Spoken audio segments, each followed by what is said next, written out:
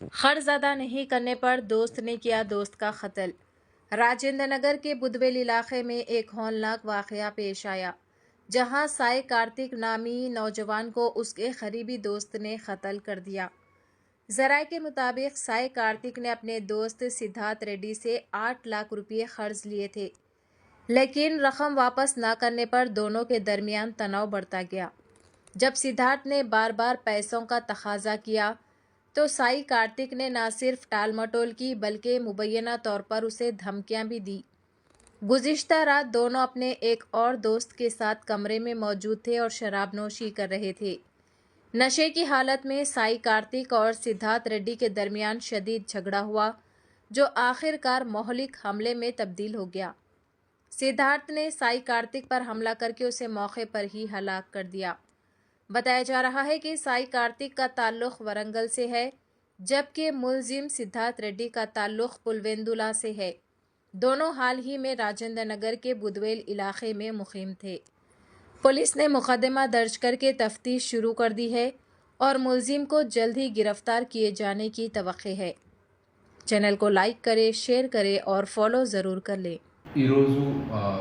Morning around 1:30 టైంలో బుద్వేల్లో ఒక రూమ్లో ఒక వ్యక్తి చంపబడి ఉన్నాడని తెలియక మనం రాజనగర్ పోలీస్ నుంచి మనం వెళ్ళి ఎంక్వైరీ చేయగా చనిపోయిన వ్యక్తి సాయి కార్తిక్ 29 ఇయర్స్ బీటెక్ అతను చదివినాడు. తర్వాత ఇప్పుడు బిజినెస్ చేస్తున్నారు.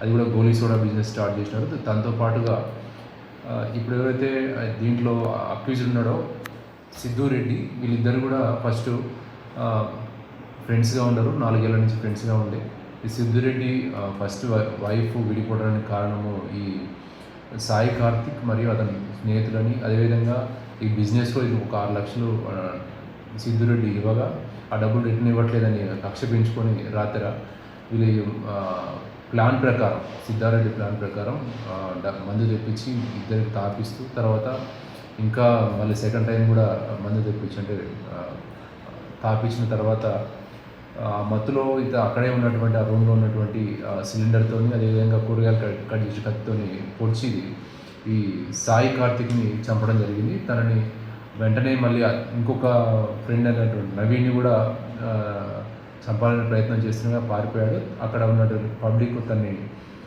పట్టుకొని పోలీస్ వాళ్ళకి హ్యాండ్ ఓవర్ చేయడం జరిగింది. మన సిద్ధారెడ్డిని తన్ని మన కస్టడీలో ఉన్నాడు. తను అరెస్ట్ చూపించి ఈరోజు కోర్టులో ప్రొడ్యూస్ చేయడం జరుగుతుంది. ఎందు గురించి చంపాలనుకుంటు సార్? దాంట్లో ఒకటి ఫైనాన్షియల్ డబ్బులు రిటర్న్ ఇవ్వట్లేదని ఒకటి కక్ష, అదేవిధంగా తన ఫస్ట్ భార్య తన నుంచి విడిపోవడానికి కారణం వీళ్ళే అని చెప్పేసి కోపం పెంచుకొని చంపడం జరిగింది.